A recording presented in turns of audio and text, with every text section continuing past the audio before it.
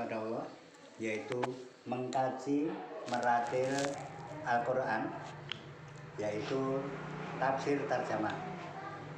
Mudah-mudahan dengan ketekunan dalam mengkaji Al-Quran ini kita tercatat dan terpilih serta terbimbing oleh Allah menjadi hamba yang bisa memahami kehendaknya. Amin. Amin ya rabbal alamin. Kebersamaan ini maka aku sampaikan. Assalamualaikum warahmatullahi wabarakatuh. Waalaikumsalam. Alhamdulillahirabbil alamin. Asyhadu an la ilaha illallah wa asyhadu anna Muhammadan abduhu wa rasuluh.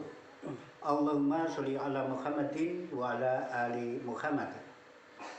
Qala Allah Ta'ala fil Qur'anil Karim, a'udzubillahi minasyaitonir rajim. Awalam yara anna khalaqnahu lahum mimma ngamilat aydina annaman fahum laha malikun. Wa laqad darana li jahannama katsira minal jinni wal insi.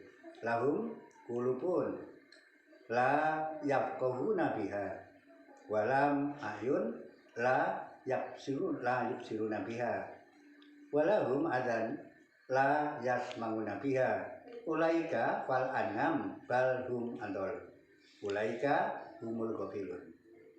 Kepada hamba-hamba yang mulia, kita mesti harus mengatakan, mengakui dalam hati lahir batin kita, yaitu bersyukur kepada Allah Subhanahu wa taala bahwa ternyata Allah selalu memilih kita, membimbing kita, mengutamakan kita ini, yaitu untuk tertarik mempelajari wahyu-wahyunya.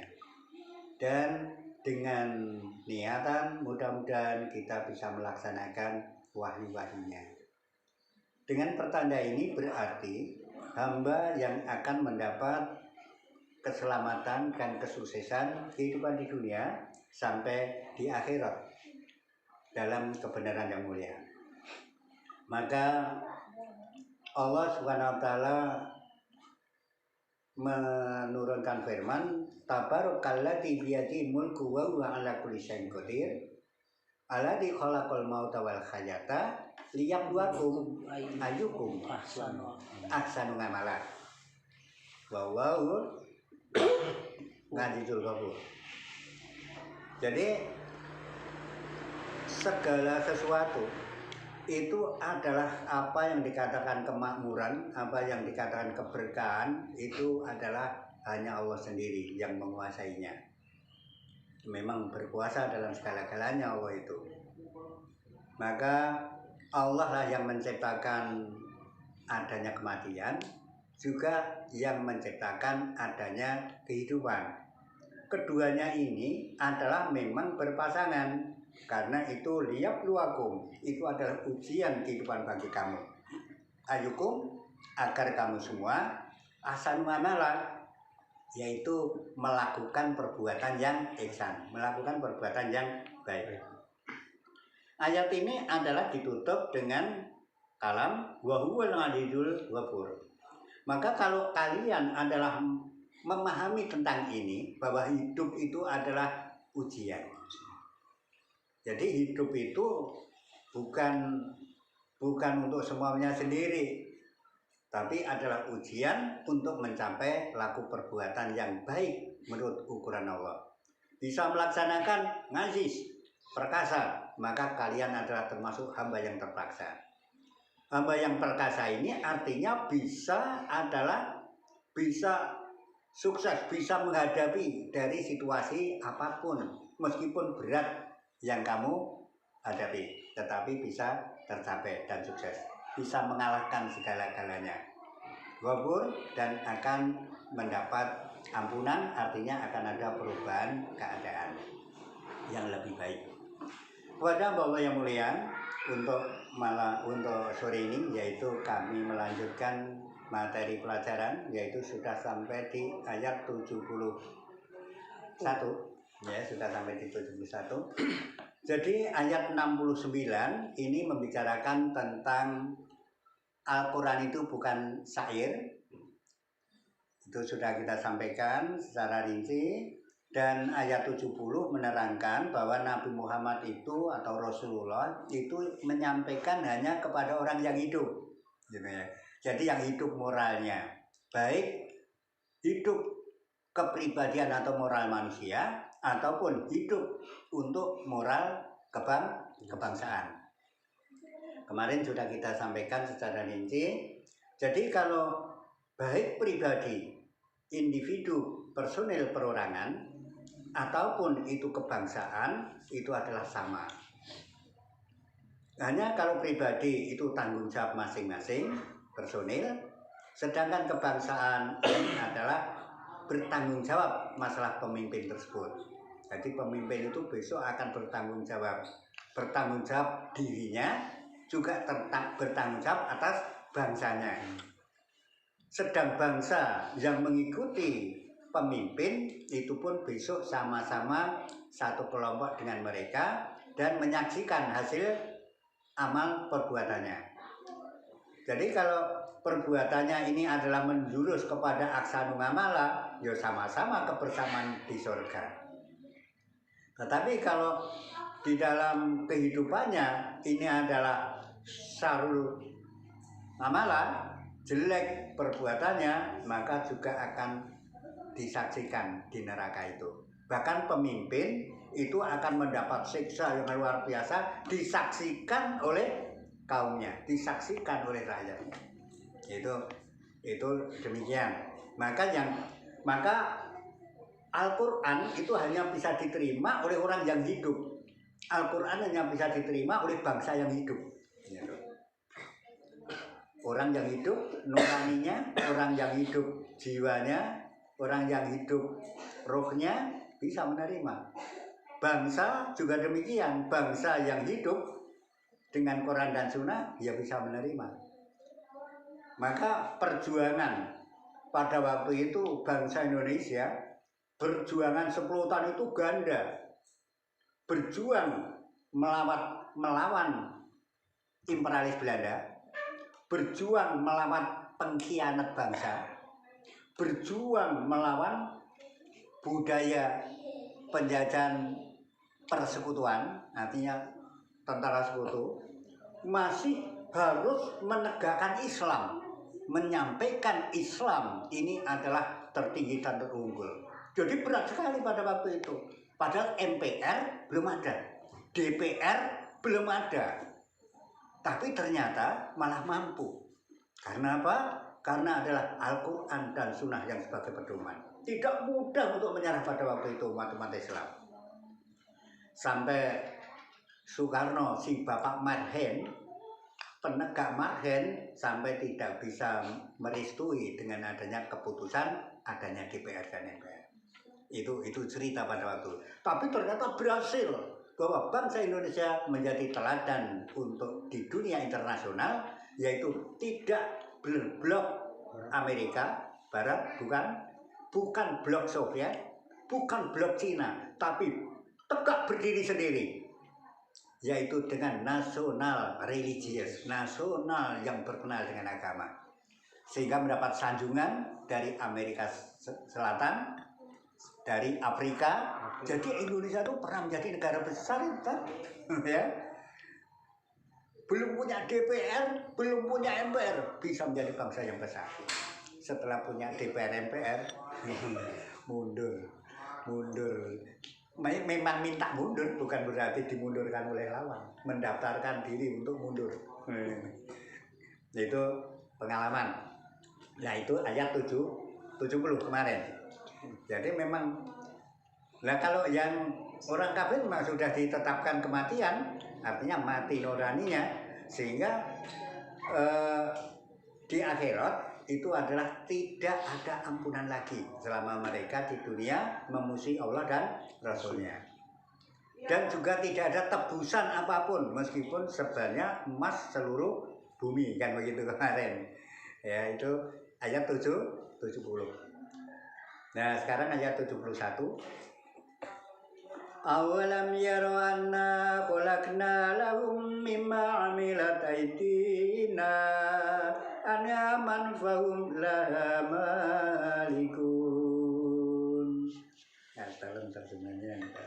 Dan apakah mereka tidak melihat bahwa sesungguhnya kami telah menciptakan hewan ternak untuk mereka, yaitu sebagian dari apa yang telah kami ciptakan dengan kekuasaan kami sendiri, lalu mereka menguasainya. Ya, ayat 71. Ayat 70 menerangkan memang yang bisa menerima dakwahnya Rasulullah memang hanya orang yang hidup rohaninya. Ayat 71 digambarkan ini adalah sifatnya netral. Ayat ini bisa dijadikan baik, bisa dijadikan jelek dari pelaku-pelaku, artinya dari manusia itu sendiri. Jadi coba perhatikan di dunia ini, Allah itu menciptakan adanya hewan-hewan. Hewan-hewan itu yang menciptakan Allah. Tetapi setelah adanya hewan, tetapi ternyata manusia yang menguasainya. Nah, mestinya hewan itu ada digunakan untuk ibadah, maka mendapat sanjungan dari Allah. Tetapi kalau hewan disalahgunakan, nah ini akan menjadi terbalik. Artinya adalah merampas haknya Allah. Ini kalau menurut saya dikatakan subversif, ya. Jadi subversif itu seperti ini. Sekarang banyak subversif melawan Allah itu, kan? Iya. Coba sekarang satu persatu semacam apa. Jadi ini ayat ini adalah netral. Intinya adalah kebanyakan bukan semua. Kebanyakan manusia itu adalah tidak mengenal budinya Allah. Maka kalau ada orang yang melaksanakan perintah Allah, menyampaikan kebaikan dan perbaikan dan segalanya, banyak yang menerima. Tetapi yang menerima tadi tidak mau balas budi. Itu sudah termasuk ayat. Ya. Maka kalau kita berbuat baik, jangan mengharap akan mendapat imbalan dari mereka. Kalau nanti orangnya beriman, beramal soleh, akan terpadu sendiri. Tetapi kalau orang itu tidak beriman, pada waktu diperbaiki, wah senang. Tetapi setelah nggak memperbaiki, dia nggak mau lagi. Tidak mengenal jasa, tidak mengenal budi. Inilah manusia, kebanyakan manusia. Itu demikian. Digambarkan binatang yang membuat Allah, tapi yang menguasai manusia. Ini sifatnya netral. Bisa digunakan untuk baik, bisa digunakan untuk jelek. Nah, sekarang coba kita, mengapa terjadi seperti itu? Mengapa manusia bisa terjadi seperti itu? Karena manusia itu adalah paling senang, yaitu menyalahgunakan kekuasaan Allah. Ya, paling senang manusia itu menyalahgunakan kekuasaan Allah. Yaitu di surat Al-A'raf ayat 179. Walaqad tarokna li jahannam katsira minal jinni wal insi lahum qulubun la yafqahuna biha wala ma'yun la yabsiruna biha walau madhanun la yasma'una biha ulaika kal an'am balhum adallu ulaika humul ghafilun. Dan sesungguhnya kami jadikan untuk isi mereka jahanam, kebanyakan dari jin dan manusia. Mereka mempunyai hati, tetapi tidak dipergunakannya untuk memahami ayat-ayat Allah. Dan mereka mempunyai mata, tetapi tidak dipergunakannya untuk melihat tanda-tanda kekuasaan Allah. Dan mereka mempunyai telinga, tetapi tidak dipergunakannya untuk mendengar ayat-ayat Allah. Mereka itu seperti binatang ternak, bahkan mereka lebih sesat lagi. Mereka itulah orang-orang yang lalai. Iya. Karena ini membicarakan binatang al-an'am, hewan. Nah, ini juga kita, karena suratun al-janaha wa warat mahabiyah ayatin bayinatin. Jadi yang kita kupas di sini tentang hewan. Ya, tentang hewan itu ternyata bisa menandakan hewan beneran atau bisa hewan sebagai ungkapan. Nah, kebanyakan manusia tidak ingin mengerti dan tidak mau kebenaran agama Allah.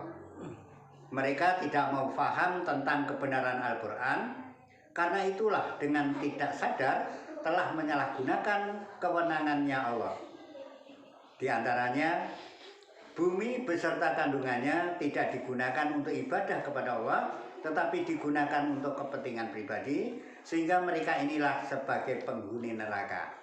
Surat Al-A'raf ayat 179. Jadi ini coba perhatikan ayat ini, ngeri banget ini. Walaqad darokna li jahannama katsiran minal jin wal insi. Nah ini ya. Ini nggak usah dipintir-pintir seperti terjemah ini. Sungguh rumah lidarokna li jahannam. Sungguh rumah yang ditempati jahanam itu kasiro kebanyakan minal jinni, yaitu dari jin dan manusia. Jadi jin dan manusia itu adalah kebanyakan memang di jahanam. Sedangkan pengertian jin bisa diartikan kalau menurut tarjamah Al-Quran, jin di sini pengertiannya adalah pemimpin yang jahat. Karena jin itu orang-orang yang jenius. Tapi kalau dimengerti dalam pengertian harfiah, jin memang makhluk abstrak, ya itu silakan aja, nggak masalah, ya.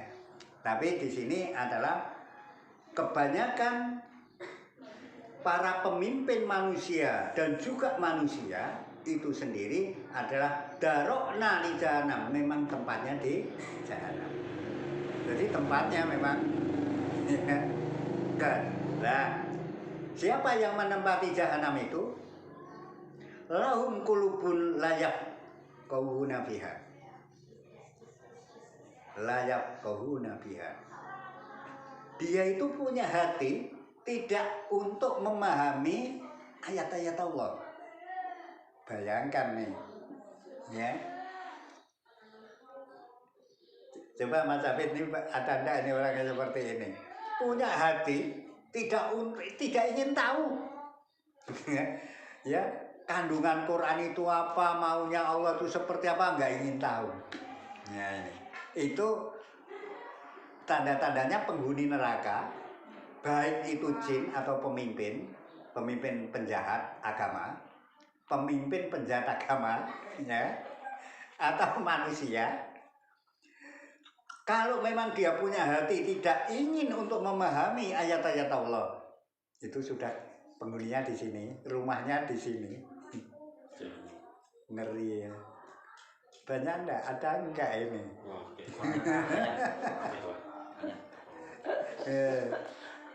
Ya. Ini dibaca sama ulama-ulama, sama mubalek-mubalek, ulama negara juga baca ini. Tapi dia itu anggapannya ya macam-macam, kan? Karena bisa ditebus dengan apa? Wah, bisa ditebus dengan astagfirullahaladzim, kan begitu. Itu salah, iya, tapi aku sudah istighfar kok. Jadi begitu. Tapi ingat, istighfar yang diterima oleh Allah itu istighfarnya orang beriman. Kalau istighfarnya orang kafir, enggak. Enggak payu, apalagi munafik. Enggak laku. Ya. Ini enggak sadar dia itu sudah menjadi kelompok munafik, mulai penjahat agama, enggak sadar. Gitu. Mas Abed, percaya enggak? Punya hati tidak ingin untuk memahami ayat Allah. Nah, ya, satu, ini perlu dicatat. Penghuninya di neraka. Yang kedua, walahu ma'yun layas siruna biha. Punya mata tidak untuk memperhatikan maha kuasanya Allah. Tidak untuk memperhatikan keagungan yang terjadi atas ciptaan Allah. Nah, ya kan? Ini seperti sekarang. Kemarin itu saya, karena saya diundang nggak datang sama kepala desa, akhirnya malam aku dipanggil. Panggil malam-malam dipanggil, Gara-gara aku sudah nggak pernah datang ya pakai undangan. Nah, nah kalau aku ngomong yang di awalnya yang dibicarakan masalah corona COVID-19. Lalu saya ngomong kalau masalah yang dikatakan kalau orang Jawa, karena saya mayoritas Jawa kan, kalau yang dikatakan orang Jawa, yang dikatakan pagebluk, gitu toh, banyak musibah, banyak orang mati, banyak orang sakit, itu adalah di surat Al-A'raf ayat 133 pada zaman Nabi Musa.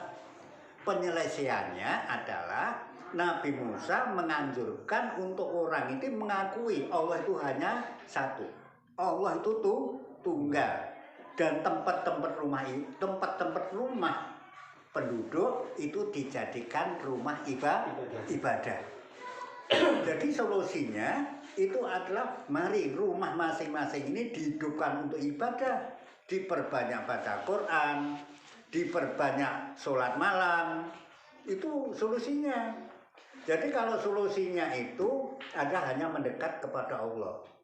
Karena kalau itu dianggap itu virus, berarti virus itu adalah dari Allah. Yang bisa menyelesaikan Allah, bukan manusia.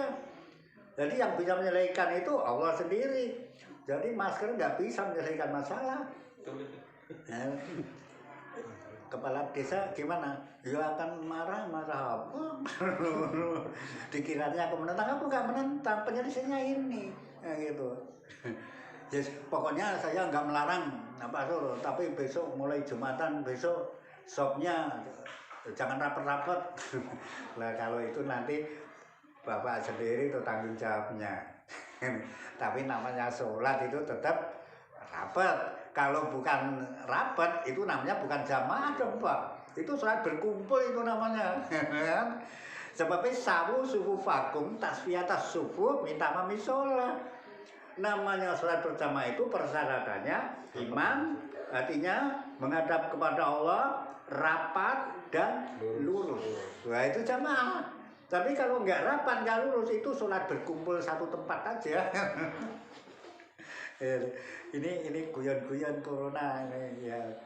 Sebabnya kemarin itu kebetulan ketua adatnya nggak hadir, saya itu dianggap tua, tapi tua umurnya, kedudukannya punya. Nah kita lanjutkan, itu ya. Jadi keadaan yang seperti sekarang ini, coba kemarin juga sempat kita sampaikan. Kalau Rasulullah itu Pak, kalau yang ditangani itu yang sakit. Jadi orang yang tidak sakit itu nggak ditangani, bahkan disuruh melayani yang sakit. Yang sakit satu orang, satu rumah nggak boleh pergi. Loh, itu nggak sunnah Rasul itu. Itu namanya menutup wahyu-wahyu Allah. Itu namanya meremehkan keagungan ayat-ayat Allah. Sebabnya kalau ayat-ayat Allah, yang sakit itu ditolong, didoakan, dikasih obat, dikasih jamu supaya yang sakit itu sembuh. Yang tidak sakit itu adalah menolong yang sakit.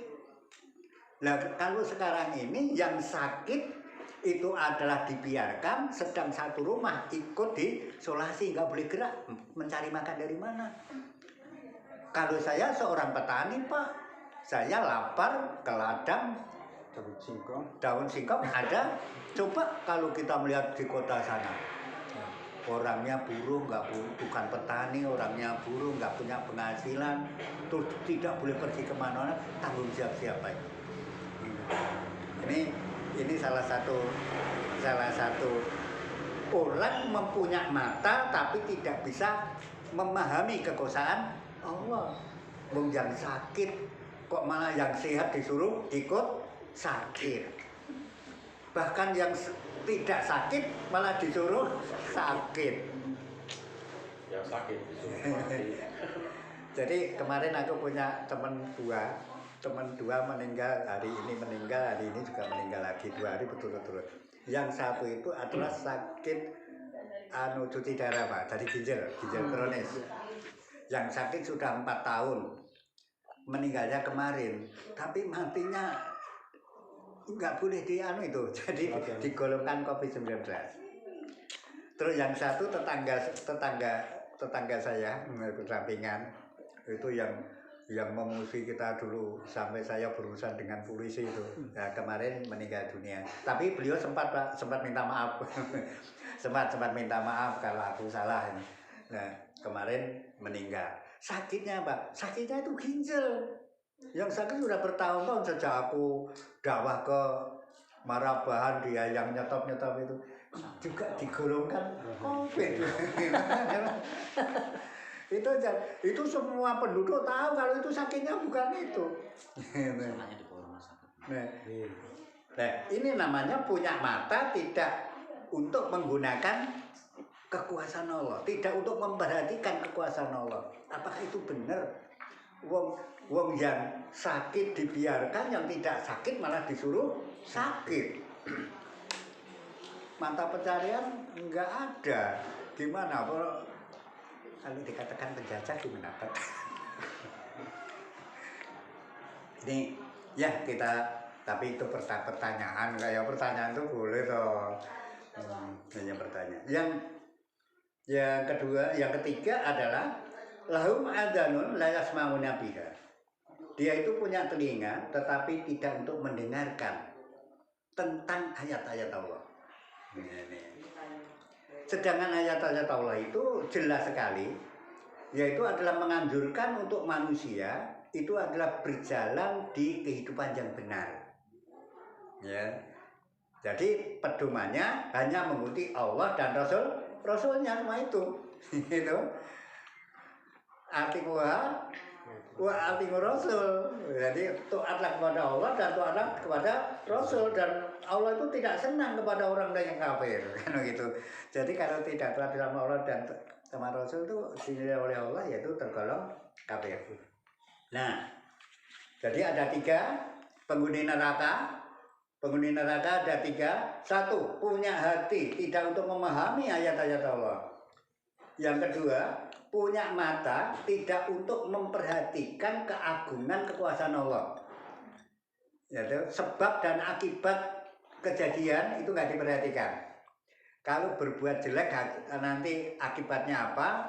Kalau berbuat baik nanti akibatnya apa? Nggak diperhatikan. Nah, sehingga menurut maunya sendiri. Yang ketiga adalah punya telinga tidak untuk mendengarkan keagungan Allah. Di sana loh ada pengkajian Al-Quran yang diterjemahkan sesuai daripada petunjuk Al-Quran, yaitu tafsir tarjamah. Nggak tertarik ya? Nggak tertarik, kan? Nah itu namanya punya telinga tidak untuk mendengarkan ayat-ayat Allah. Nah, orang yang seperti itu ulaika kal anam. Nah, orang seperti itu semua yaitu bagaikan al-anam, bagaikan hewan. Baru manggolu, bahkan lebih sesat dari hewan itu. Ya, lebih sesat dari hewannya, ya kan? Ulaika humul ghafilun, karena mereka itu adalah lengah. Lengah, cara beragamanya lengah mereka ini, ya kan?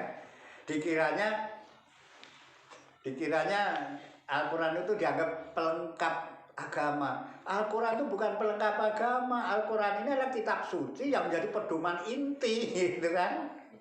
Ya. Nah, kemarin di pengajian di sana, di pengajian di Bungkuk, pengajian di Bungkuk, aku tanya, coba pernah aku sampaikan bahwa keistimewaan Al-Quran dan keistimewaan orang yang mempelajari dan melaksanakan Al-Quran itu istimewanya apa? Dia menjawab, istimewanya Pak, karena besok di hari akhirat itu adalah doa yang tidak tertolak, itu adalah doanya Al-Quran.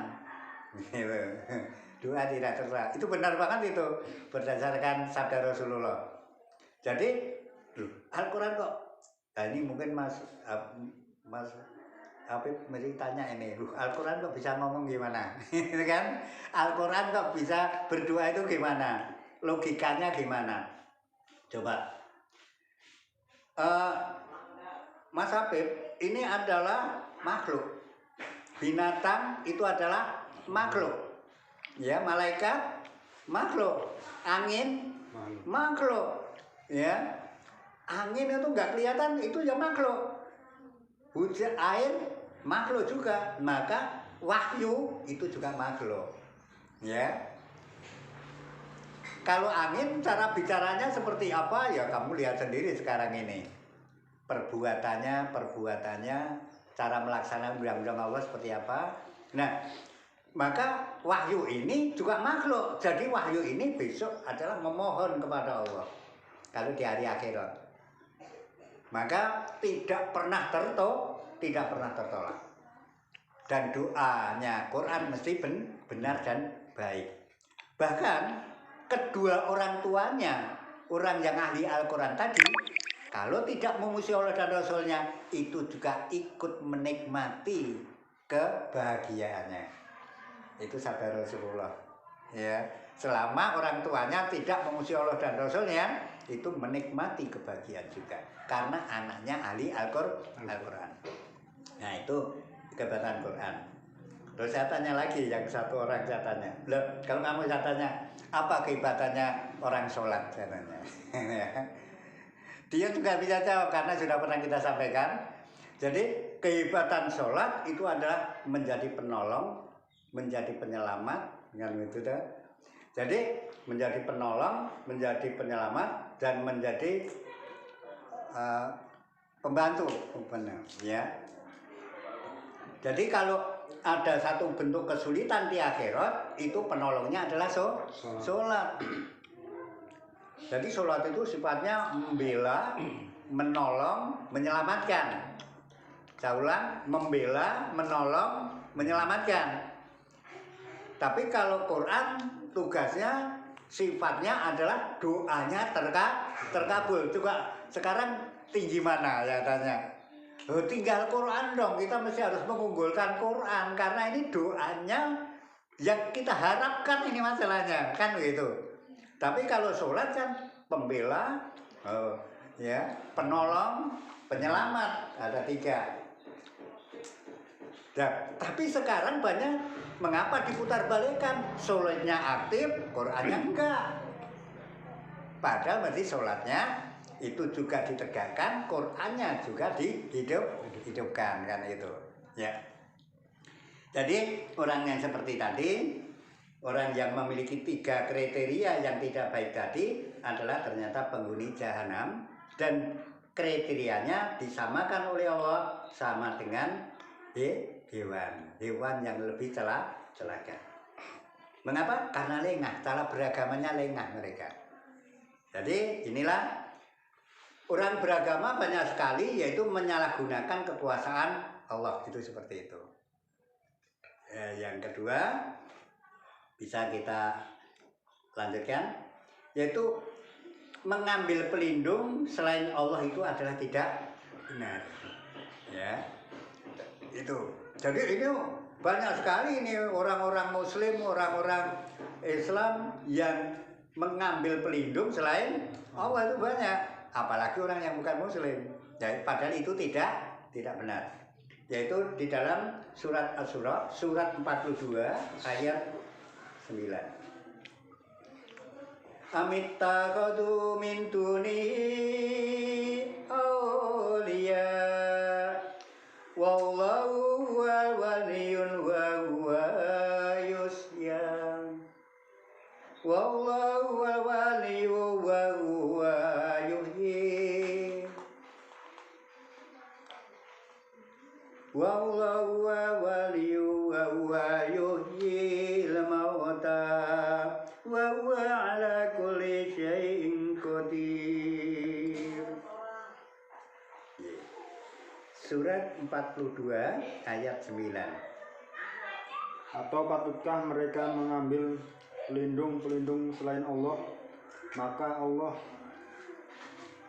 dialah pelindung yang sebenarnya, dan dia menghidupkan orang yang mati, dan dia adalah Maha Kuasa atas segala sesuatu. Ya. Jadi ini salah satunya menerangkan karena ada orang yang mencari pelindung selain Allah. Padahal yang dikatakan pelindung itu hanya Allah saja. Allah itu loh bisa menghidupkan orang mati, kan begitu. Baik orang mati bisa menjadi hidup kembali, yaitu besok di akhirat dalam bentuk yang lain, ya, dalam bentuk yang lain loh ya, jangan dikira hidupnya seperti ini besok di akhirat. Tapi kalau selain Allah yang kamu anggap sebagai pelindung, apakah bisa untuk menghidupkan orang mati? Kan gitu ceritanya. Ya. Jadi mengambil pelindung selain Allah itu adalah tidak benar. Ya. Jadi kalau ya kita mesti harus tawakal kepada Allah aja lah. Situasi seperti sekarang ini, umpamanya sekarang banyak wabah, banyak musibah. Ya kita itu menyucikan diri, mendekat kepada Allah. Tempat-tempat rumah kita dijadikan rumah-rumah untuk ibadah. Itu aja penyelesaiannya menurut Al-Quran. Dan itu nanti tercapai, berhasil, yaitu keselamatan atau ampunan dari Allah itu. Jadi pada waktu Nabi Musa itu menghadapi bangsanya, jadi bangsanya itu mengalami penderitaan, kesulitan karena kekejaman Fir'aun, itu adalah Nabi Musa mengadakan kebijakan, yaitu adalah mengadakan sholat atau beribadah rumahnya masing-masing. Jadi tempat rumah itu untuk ibadah. Maka demikian pula Nabi Isa, demikian pula Nabi Muhammad SAW. Jadi sebelum merdeka, Islam belum butuh Mekah, itu kan tempat ibadah masing-masing sebelum hijrah, kan? Nah, sama dong kalau kita mengikuti sunnah Rasul, mari kita hidupkan rumah kita dengan ibadah masing-masing. Diperbanyak sholat, diperbanyak baca Quran, diperbanyak melakukan perbuatan baik. Maka dituntut atau tuntutan utama adalah membangun baiti janati, rumahku taman indahku. Ya boleh dikatakan rumahku surgaku. Itu awal. Nah kalau sudah rumahku menjadi taman indahku atau surgaku, lah diisi dengan ibadah yang baik. Itu malaikat beserta kita, Allah meridhoinya. Itu kunci loh ya, benar kunci. Nah terus itu model, jadi ada orang yang menyalahgunakan kekuasaan Allah, terus ada orang yang mengambil pelindung selain Allah, terus ada lagi yang lucu lagi, dia itu merasa beriman padahal dia itu mau musyrik. Nah ini yang paling membahayakan ini, dia itu merasa beriman padahal dia mau musyrik itu. Alam taro ilal ladzina yatqun, alam taro ilal ladzina yatqumuna annahum amanu bima unzila ilaika wa ma unzila min qablika yuriduna atakamu ila taghut.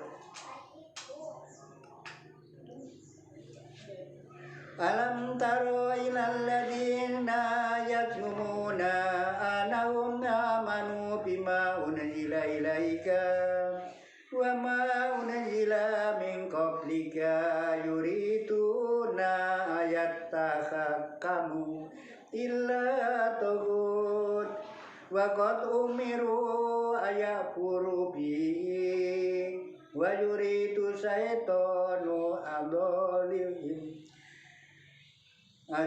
yuridu syaitanu ayusillahum dolalan ba'ida wa yuridu syaitanu ayusilahum dolalan ba'ida. Surat Nisa surat 4 ayat 60. Alam taro ilal ladzina yazmumuna annahum amanu bima unzila ilaika wa ma unzila min qablika yuriduna ayatahakamu ila tuhud wa qad umiru ayakfuru bihi wa yuridu syaiton ayusillahum dolalan ba'ida. Ya, ini ayatnya. Apa Surat Nisa, surat 4 ayat 60. apakah kamu tidak memperhatikan orang-orang yang mengaku dirinya telah beriman kepada apa yang diturunkan kepadamu dan kepada apa yang diturunkan sebelummu? Mereka hendak berhakim kepada Togut, padahal mereka telah diperintah untuk mengingkari Togut itu, dan setan bermaksud menyesatkan mereka dengan penyesatan yang sejauh-jauhnya. Ya, ya. Tidakkah engkau memperhatikan? Ada loh, orang itu adalah merasa beriman kepada wahyu yang disampaikan kepada Nabi Muhammad, artinya Al-Quran. Juga merasa beriman kepada wahyu yang diturunkan sebelumnya, sebelum kamu Nabi Muhammad, artinya adalah Taurat, Sunnah Musa atau Injil, Sunnah Isa. Jadi dia tuh merasa beriman kepada Quran, juga Taurat, Sunnah Musa, juga Injil, Sunnah Isa. Tetapi ayat hakamu ila Tauhid, tetapi ternyata mereka ini adalah bahkan menginginkan ketetapan hukum itu hanya dari Tauhid. Ya, padahal disuruh menjauhi Tauhid. Itu ya. Maka kalau agama itu hanya berbentuk kepercayaan ya seperti ini. Yang penting kan aku percaya Quran, percaya Taurat, percaya Injil, aku percaya kok. Tapi pelaksanaannya berhakim kepada Tauhid. Nah ini kan lucu. Nah ini kira-kira ada enggak ya? Ini demikian. Selanjutnya Allah menjelaskan wa yuridu syaiton ayu silahum dolalan baidan. Nah disitulah caranya setan untuk menyesatkan manusia dengan sesat yang sangat jauh atau kesesatan sejauh-jauhnya. Wis supaya orang tidak dekat dengan kebenaran pokoknya. Nah di sini tertipu kan kalau agamanya kepercayaan ya. Dulu itu juga ada di dalam pengajian ada yang bertanya masalah Imam Mahdi. Ceritanya Imam Mahdi katanya itu Imam Mahdi itu sekarang ini sudah datang di Jogja katanya, tetapi kadang nampak kadang enggak. Lalu aku jawab, padahal yang dikatakan Imam Mahdi menurut Quran itu adalah Imam Mahdi itu Al-Quran. Mengapa itu baru katanya ada pemimpin 12 dari langit? Namanya Imam Mahdi itu Quran. Coba kalau nggak percaya, buka itu surat Yasin ayat 12. Innama nahnu nuhyil mauta wa naktubu ma qaddamu wa atharuhum ulama stadium ya. Innama nahnu nuhyil mauta wa naktubu ma qaddamu wa atharuhum. Ya. Coba terjemahnya aja. Nah, ayatnya boleh kok dibaca. Sungguh kamilah yang menghidupkan orang-orang yang mati, dan kamilah yang mencatat apa yang telah mereka kerjakan dan bekas-bekas yang mereka tinggalkan, dan segala sesuatu kami kumpulkan dalam kitab yang jelas atau Lauh Mahfuz. Ya, kitab mubin diterjemahkan Lauh Mahfuz. Kitab yang jelas. Padahal kitabun ayatnya itu kan kitabun mubin, ya kan? Yaitu imam kan di situ. Ya. Jadi kitab itu imam Mahdi. Mahdi orang yang melakukan petunjuk. Jadi orang yang melakukan petunjuk itu namanya Imam Mahdi. Bukan kok Imam Mahdi masih di langit. Ya. Inna nahnu nuhyil mauta wa naktubu ma qaddamu wa atharahum wa kulla shay'in ahsaynahu fi imamin mubin. Ya kan? Jadi kitab itu imam yang mubin. Itu loh. Jadi yang dikatakan Imam Mahdi berarti itu yang dikatakan imam itu kan Quran toh. Ya, kita toh. Ya, maka yang dikatakan imam itu Quran. Imam mubin, Imam Mahdi orang yang melaksanakan Quran. Maka kalau orang itu melaksanakan Quran ya mesti merampas salib-salib yang musyrik kan itu.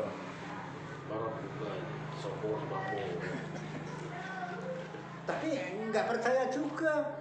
Dia tetap percaya namanya imam itu manusia masih di langit. Padahal menurut Allah namanya manusia itu hidup dan matinya di bumi. Nggak ada manusia hidup di langit, nggak ada. Ya. Memang menurut ilmuwan Muslim memang ada, yaitu orang yang hidupnya di planet lain, tapi tata surya lain sana, gitu kan? Jadi bukan di langit, tapi memang di bumi, tapi bumi lain sana. Karena ada 7 langit 7 bumi toh, ya 7 langit 7 bumi. Sedang langit yang terdekat dengan bumi aku hiasi dengan bintang-bintang. Rujuman sayatin untuk pelempar setan, kata tulisan tadi. Jadi rujuman sayatin itu diartikan untuk pelempar setan. Jadi berarti kalau ada itu, nah aku tanya sama Mbak Kiai dulu, ya itu pelempar setan itu loh kalau ada bintang jatuh. Jadi kalau ada bintang jatuh berarti ada setan dilempar Allah. Jadi kalau nggak ada bintang jatuh berarti nggak ada setan kan, gitu kan? Berarti dunia ini tentrem. Padahal yang dikatakan rujuman sayatin, rujum itu adalah sarana sunah setan untuk mengindahkan kehidupan, kan begitu. Lakot zazina sama fil ardwania zaya idunya, yang dekat dengan langit dunia aku hiasi bima sobika, yaitu dengan bintang wajanganah, dan aku jadikan rujuman sayatin, sarana untuk sunah setan, kan begitu. Jadi siapa ini? Ahli nujum, astrologi, ahli perbintangan. Wow, ini bintang sudah di sana, nanti Pak Gebluk nih. Wow, ini nanti akan larang pangan. Oh, ini nanti akan banyak bayi lahir. Yo, bayi lahir itu memang banyak terus. Orang mati ya banyak terus, tapi bintang itu berdiri sendiri. Jadi kalau nggak ada bintang nggak ada orang hidup. Ini ilmu perbintangan. Ya, jadi rujuman samatin jangan disamakan untuk pelempar setan. Kalau diterjemahkan pelempar setan, lah bintangnya satu, setannya banyak. Jadi kalau nggak ada bintang jatuh berarti nggak ada setan ya. Berarti kalau nggak ada setan tentrem dunia ini. Tapi ternyata nggak tentrem juga, iya kan? Nah, rujuman sayatin itu sarana sunah setan, ya. Rujuman sayatin, bukan syaiton loh ya.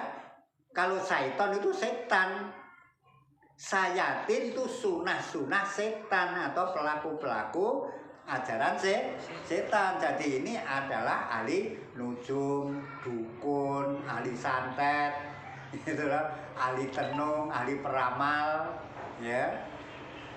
Itu. Mas Mualim lahirnya bintang apa? Nah, bintang apa? Lah ini masuk pendidikan sekolah ini. Bintang apa? Bintangmu bintang apa? Bintang apa? Ini adalah menghidupkan ajaran astrologi itu. Ya. Itu rujukan Sayatin itu. Kita bicara ya. Umi jahanam ya.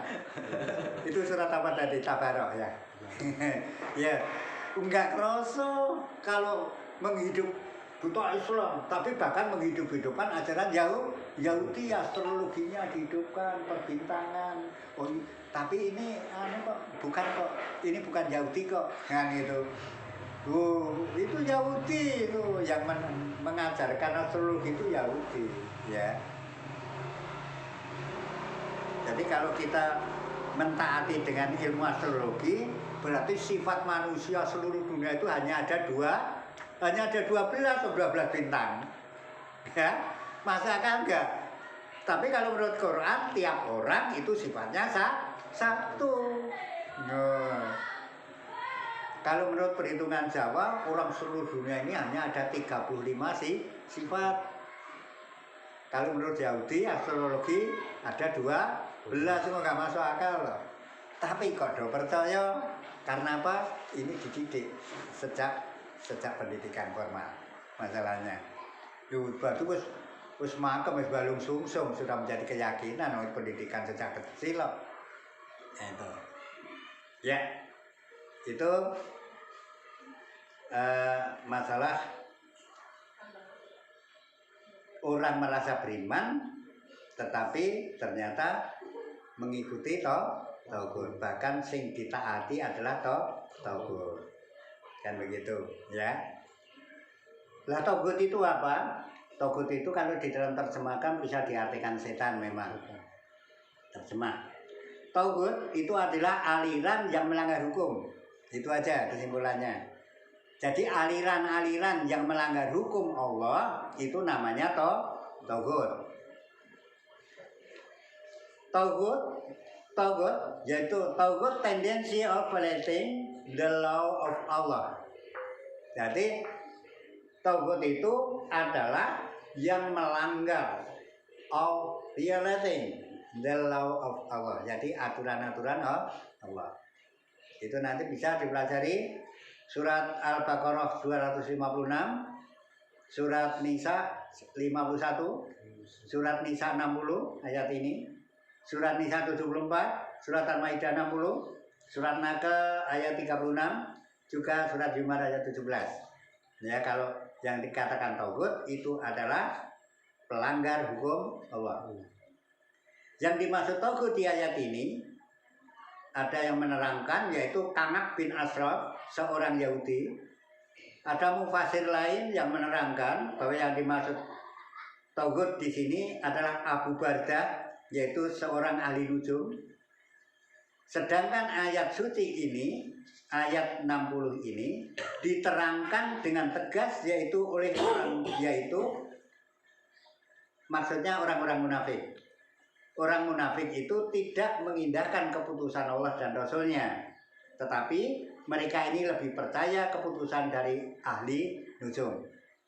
Ya, jadi orang yang percaya kepada ahli nujum itu adalah namanya mengikuti tauhid. Itu diterangkan di ayat 61-nya. Ya. Orangnya sholat, puasa, baca Quran, bahkan mubalek menerangkan Quran hampir apa, ya, hebat. Tapi setelah akan menikahkan anaknya, baiknya pasang taruhnya hari apa ya? Nah, anak kamu lahirnya di hari apa? Ini wah, cocoknya nanti temunya hari apa ya? Pakai perhitungan klinik, pakai perhitungan dukun. Ini perhitungan nujum. Ya. Padahal kalau Islam, waktu itu semua baik, hari semua baik, malam semua baik, bulan juga semua baik. Nggak ada namanya hari naas itu, nggak ada kalau Islam ya. Tinggal orangnya, kalau itu yang naas orangnya nakal loh, gitu kan. Kalau orangnya nggak nakal ya nggak naas loh, ya. Gitu. Jelas ya. Jadi nggak ada hari naas, nggak ada minggu naas, nggak ada bulan naas, itu nggak ada. Tapi kalau Kalau tauhid ada, Nogodino ada, ya.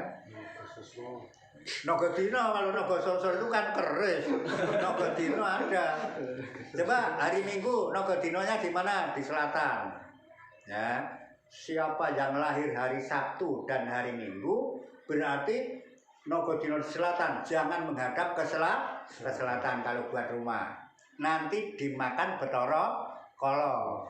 Itu bolone Ratu Kidul, kata dia, tapi ya. Nah, tapi gimana Pak? Ini gedung saya tingkat 7 sudah terlanjur menghadap ke selatan Pak. Oh, ada syaratnya, ya. Syaratnya adalah di halaman dikubur yaitu ayam putih mulus sama ayam hitam mulus.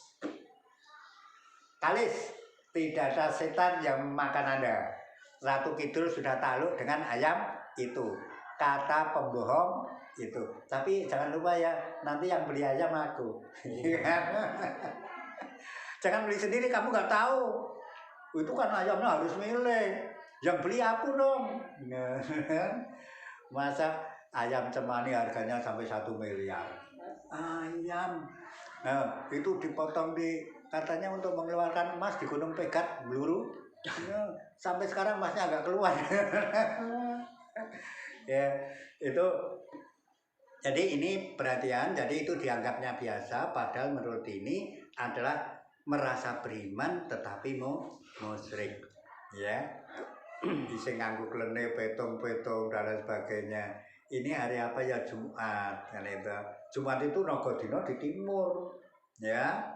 Maka jangan sampai berjalan ke timur. Lah, Suryati itu kalau ke ladang ke timur dong. Nah, lah kalau hari Jumat nggak aku datangi, gimana? Ya, tadi nggak bener pokoknya. Ya, Nogodino nggak bener. Ya, Nogo pasar. Itu berkat Suro itu kan. Ya, kita lanjut ya. Jadi menurut tadi kan menuduh orang yang dikatakan orang mengaku iman tetapi ternyata mengikuti tauhid. Itu ada yang mengatakan Abu Barda, ada yang mengatakan yaitu adalah Abu Barda, ada yang mengatakan Kangab bin Ashraf. Tapi kedua-duanya ini sama orang Yahudi semua dan ahli nujum semua, ya. Tapi menurut Quran itu orang munafik, itu lebih jelas. Jadi umum, yaitu diterangkan di ayat 61. Itu tadi kan ayat 60. Wa idza qila lahum ta'alu ila ma anzala Allah wa ila rasul ra'aital munafiqina yusuduna anka sududa.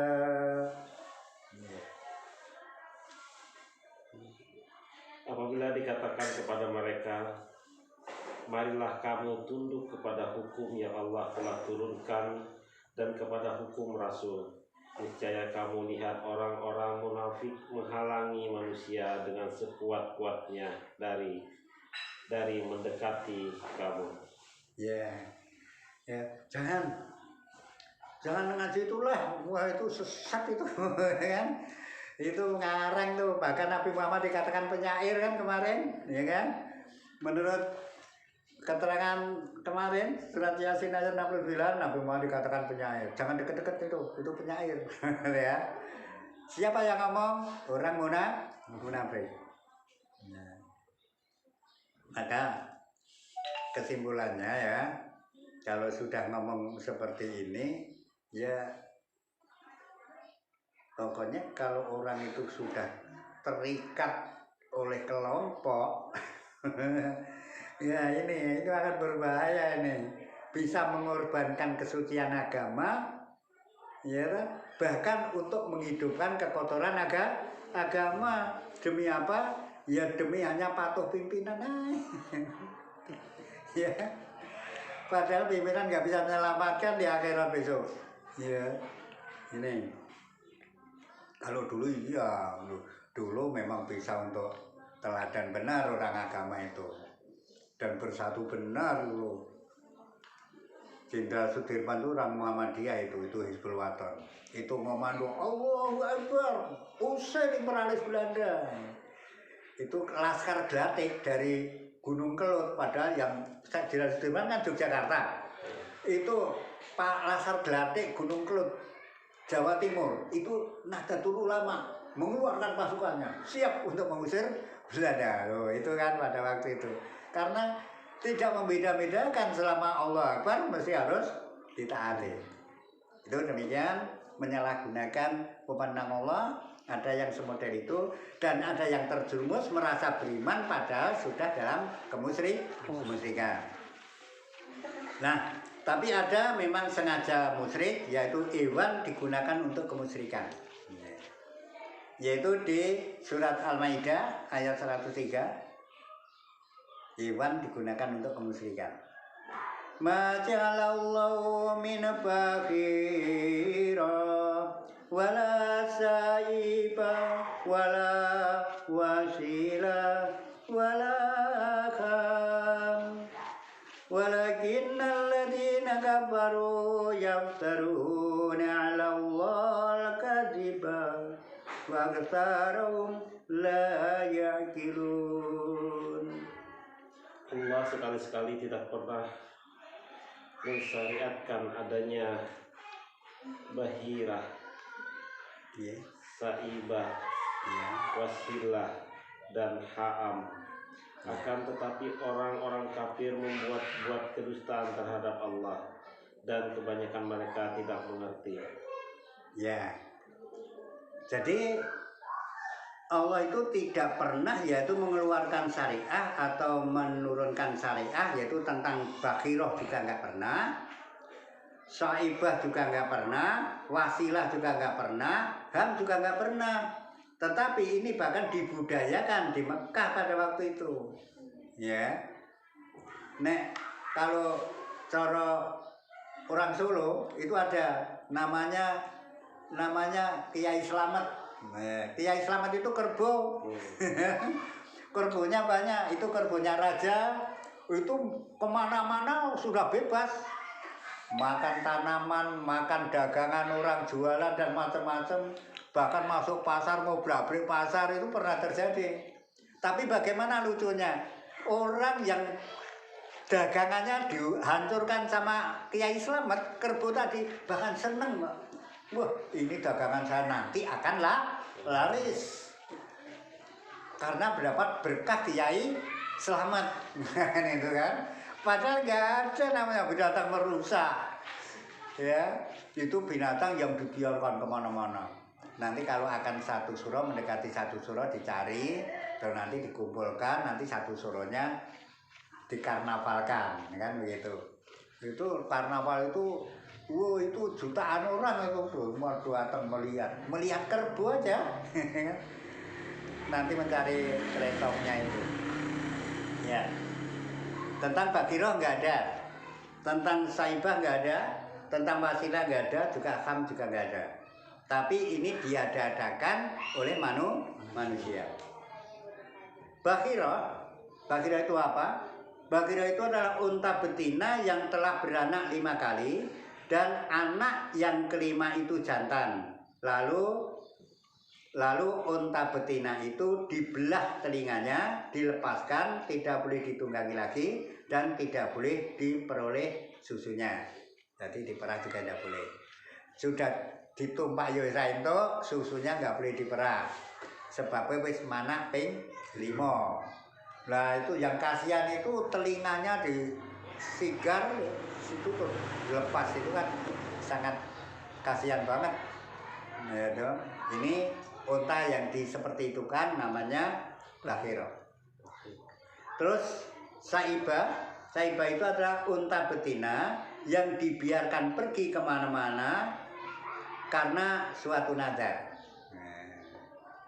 Jadi biasanya orang-orang jahiliyah pada zaman dulu, pada zaman Rasulullah itu ada, nanti kalau dagangan saya berhasil, nanti kalau cita-cita saya berhasil, aku akan bernadar. Nah, nadarnya itu adalah melepas unta tadi.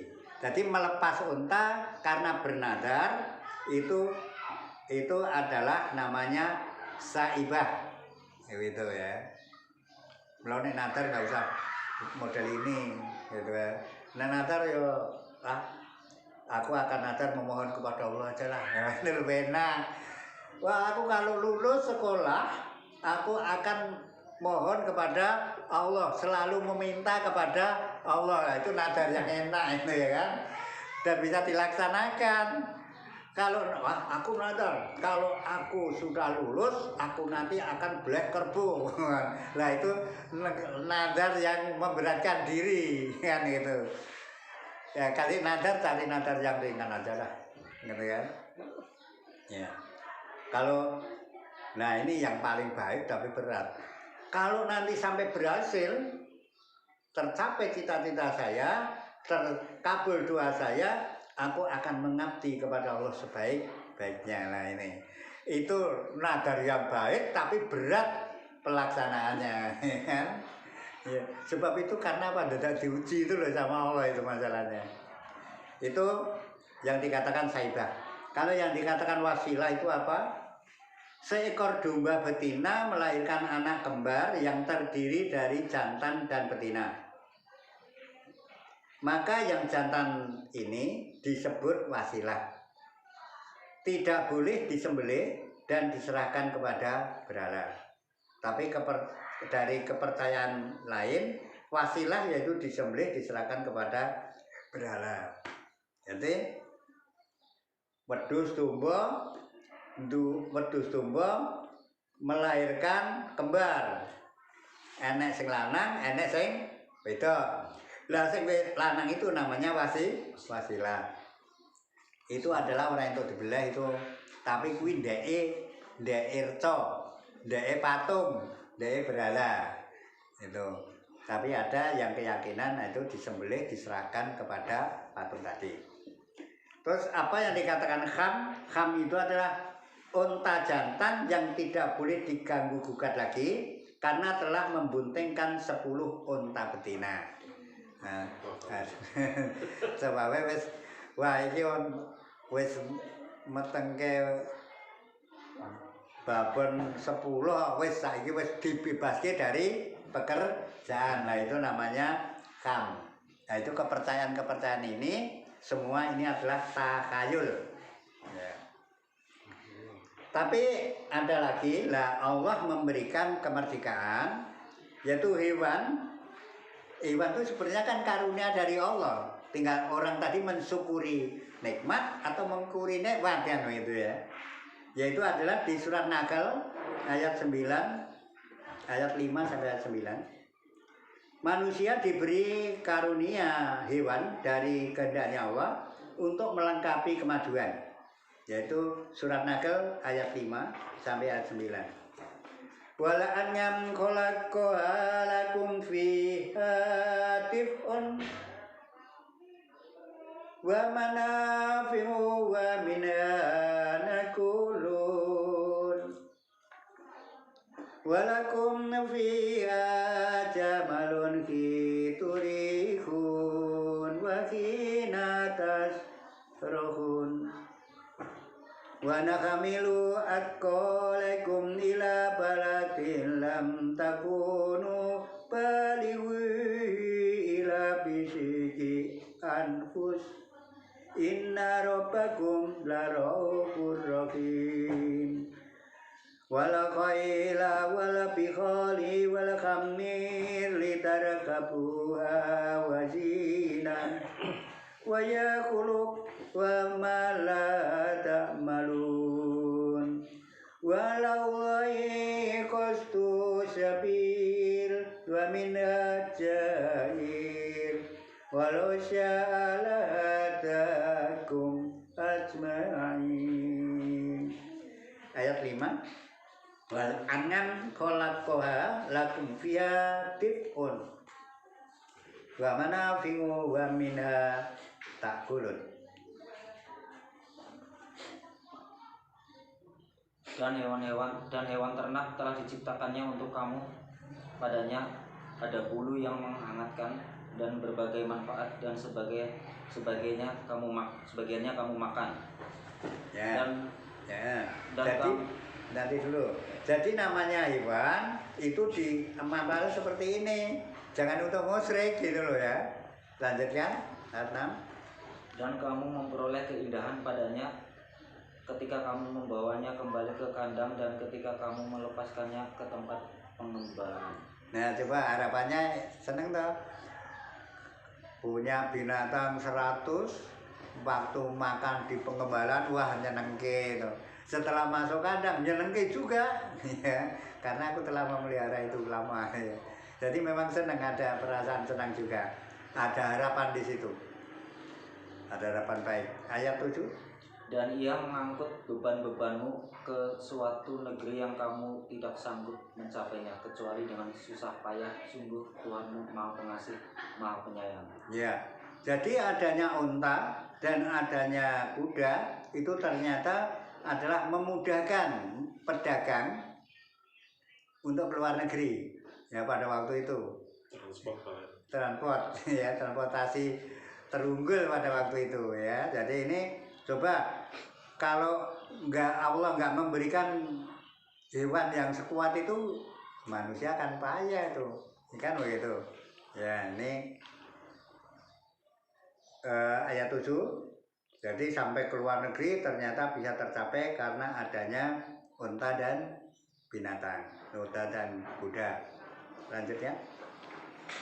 Dan dia telah menciptakan kuda, bagel, dan keledai untuk kamu tunggangi dan menjadi perhiasan. Allah menciptakan apa yang tidak kamu ketahui. Ya, itulah transportasi pilihan ya. Lanjutkan. Dan hak Allah menerangkan jalan yang lurus dan diantaranya ada jalan yang menyimpang, dan jika dia menghendaki tentu dia memberi petunjuk kamu semua ke jalan yang benar. Ya, jadi dengan adanya kelengkapan binatang dan hewan yang disampaikan tadi, ternyata manusia tidak semuanya adalah mensyukuri nikmat Allah.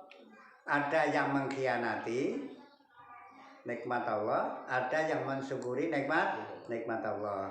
Nah, maka orang-orang yang beriman mestinya digunakan semua ini untuk ibadah kan itu ya. Kalau tidak beriman ya ini digunakan untuk ini. Bahkan untuk penipuan juga ada. Dulu ada Pak, orang jual burung. Jadi modelnya burung, padahal itu burung kalau saya ngomong, kalau daerah sana namanya burung penyu namanya. Jalak penyu. Itu burungnya hitam kecil, itu dibungkus sama kain putih. Nah, jualnya di Jakarta. Saya pada waktu itu, jadi saya di Jakarta tahun 68 Mbak. Jakarta belum metropolitan, saya sudah di sana. Jadi burung tadi harganya mahal, cuma saran dibungkus kain putih. Wah, ngomongnya pinter. Wah, ini bisa begini. Yang intinya kalau punya burung ini nanti akan kaya raya, banyak rezeki gitu ya. Lah, burung untuk menipu gitu kan. Nah, tidak boleh.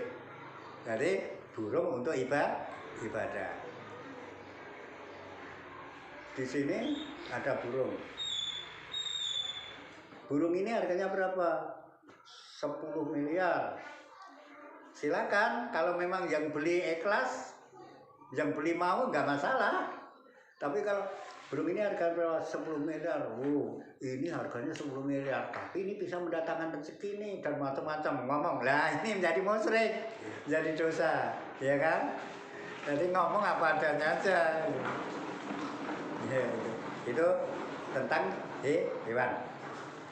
Jadi hewan itu di surat Yasin ayat 71 itu ternyata bisa menjadikan orang itu beriman, tetapi juga bisa menjadikan orang tidak beriman.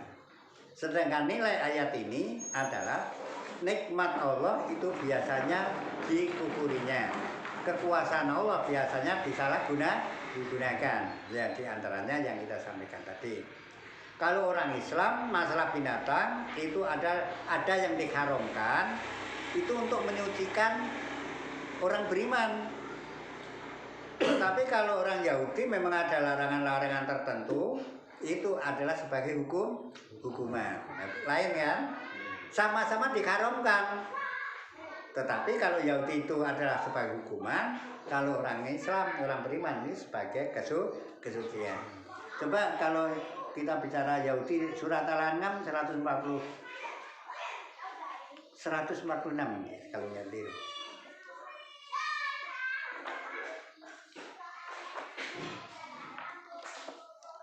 Surat 6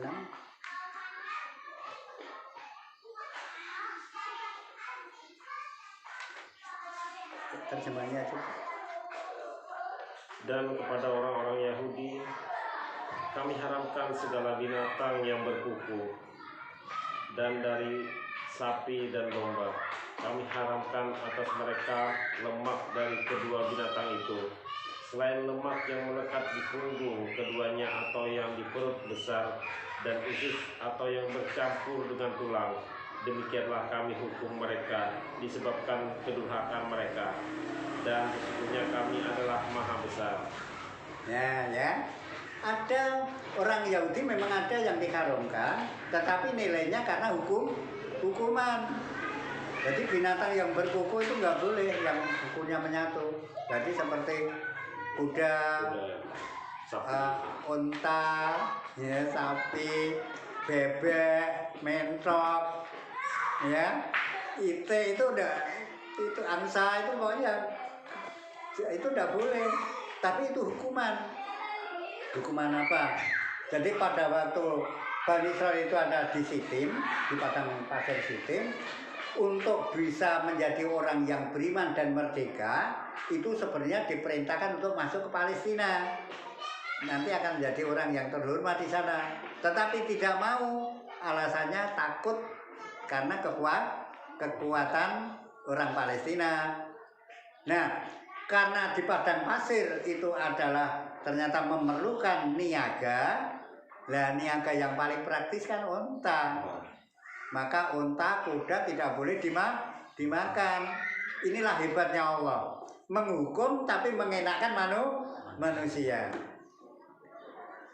Sebenarnya nilainya hukuman tapi meringankan manusia. Kalau nanti kuda sama unta dibelai, disembelih enggak, niaganya, transportasinya sulit. Gak ada mobil lagi. Kan itu. Ini hukumnya berbeda ya. Sama-sama memiliki haram, tetapi haramnya orang Yahudi karena hukuman. Kalau yang diharamkan untuk orang yang beriman itu adalah karena kesucian. Maka innama harama alaikum maitata wa dama wa lahmal khinzir wa ma uhilla bihi li ghairillah. Faman tagha wa ra'adin fala isma alaihi innallaha ghafurur rahim. Dan di sini tidak boleh makan bangkai, babi, darah, ya. Nah di sini ada lagi tidak boleh dimakan yang disembelih tidak nama Allah. Artinya ini adalah berbentuk syariah, bukan berbentuk binatang. Ini berbentuk moral. Artinya adalah mengapa binatang-binatang yang seperti itu tidak boleh dimakan, itu karena bisa merusak moral, bisa memengaruhi jiwa. Jadi kalau melanggar aturan maka jiwanya yang akan rusak, moralnya akan rusak. Maka kalau ada orang yang diinjeksi atau diserum dengan unsur-unsur binatang, maka ini akan memengaruhi jiwa manusia itu seperti binatang itu. Gitu. Ini sudah masuk Quran masalahnya. Jadi maka ini diberhati-hati sekali. Sebenarnya nggak perlu adanya tarjih yang begitu tele-tele fikih. Wah kali ini boleh, ini boleh. Ini boleh karena hanya sedikit. Oh nggak boleh. Akhirnya bertentangan. Kan gitu kan. Tapi yang jelas kalau sudah dimasukkan di dalam Al-Quran, itu yang jelas kalau kamu langgar akan menjadikan moral kamu rusak, jiwa kamu rusak. Lah orang Yahudi sengaja supaya manusia ini propagandanya, supaya manusia itu kuat, tahan banting, tidak mudah sakit, maka ya harus dimasuki unsur babi. Masalahnya babi itu binatang yang kuat, tidak mudah sakit. kalau terjadi seperti ini manusianya nanti ya jangan seperti babi. Aku tanya kalau tahu ya, kalau itu kita tuh nggak tahu, cuma kalau. Nah, maka ini hati-hati. Serum dari mana, injeksi dari mana asalnya, ini mudah-mudahan dokter-dokter muslim nanti akan menyeleksikan gitu. Lah kalau anehnya kalau dokter muslim nggak mau tahu, wah repot juga ini. Ya, demikian para hamba-hamba Allah yang mulia, maka penyampaian surat Yasin ayat 71 yang mana tentang hewan diperuntukkan untuk manusia, ini semuanya jadi kekuasaan Allah. Hanya sayangnya manusia memperlakukan binatang atau hewan tadi tidak untuk ibadah, tetapi biasanya untuk dikuasai. Artinya menurut aturan manusia itu sendiri. Nah, disinilah mengapa manusia adalah menguasai, tidak memakai aturan Allah, ya karena dia memang sifatnya tidak mau tahu, tidak mau paham atas ayat-ayat suci Al-Quran dan tidak taat kepada Rasulullah. Kesimpulannya di sana. Dan yang kedua, orang terjerumus merasa masih beriman, merasa sudah beriman, padahal dia sudah tergolong musyrik karena mengabdi kepada tauhid. Nah, ini tidak disadari oleh kebanyakan orang beragama. Nah, demikian mudah-mudahan penyampaian kami ini adalah bisa menjadi penyegar, pengingat untuk kita semuanya, dan mudah-mudahan kita terbimbing, terpilih menjadi hamba Allah yang selamat dunia. Amin. Amin ya rabbal alamin. Aqul kalam, wassalamualaikum warahmatullahi wabarakatuh. Waalaikumsalam warahmatullahi wabarakatuh.